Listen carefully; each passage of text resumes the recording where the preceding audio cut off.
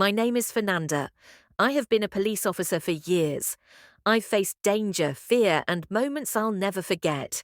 But nothing compares to the day my own family begged me to take off the badge forever. Even now, when I close my eyes, I can still hear their voices trembling with fear.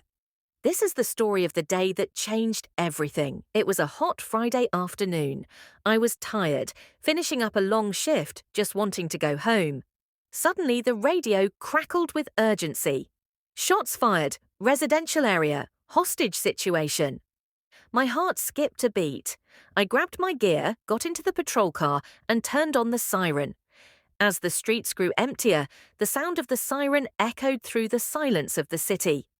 I felt that familiar chill down my spine. Something was wrong. Very wrong.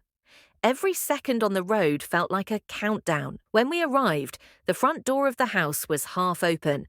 The smell of gunpowder lingered in the air. Inside, I could hear muffled screams. I drew my weapon, took a deep breath, and stepped inside. Every creak of the floorboards echoed in my head as if it could be my last. Then I saw him, a man, furious and desperate, holding a woman tightly as his hostage. His hands shook as he pointed the gun at her head. "Stay back," he shouted. His eyes burned with rage and despair. "Put the weapon down," I called out. "You don't have to do this. There's still a way out." But he shook his head violently. "No, you don't understand. I have nothing left." For long minutes we stood frozen in that living room. I tried to talk him down, to calm him, but my hands were sweating and my heart was pounding so loud I thought he could hear it. Every second felt like a razor's edge. One mistake, and the woman in his arms would be gone forever. I could see his grip loosen just slightly, his focus shifting. It was my chance. I lunged forward. We struggled for control of the weapon. The woman broke free and ran.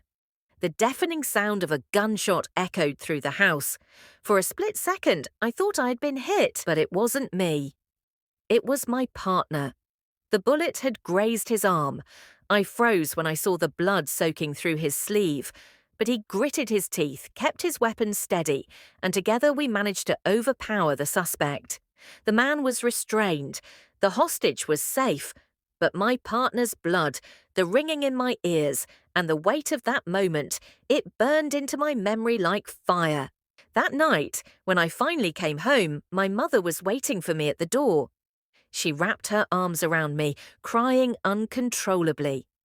"Fernanda, I can't do this anymore," she said between sobs.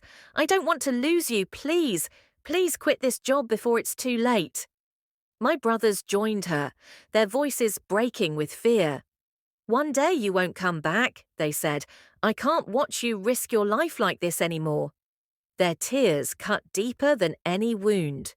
I had faced criminals, danger, and death before, but nothing compared to seeing my family's pain.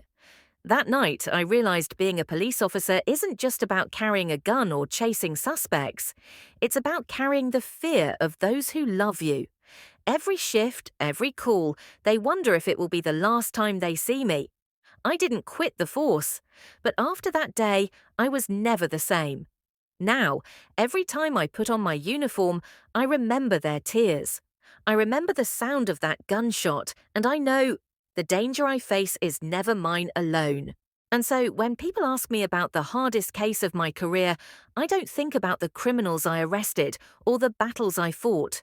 I think about that day, the day my family begged me to quit the police, the day I realized the job I chose was also a burden they carried every single day.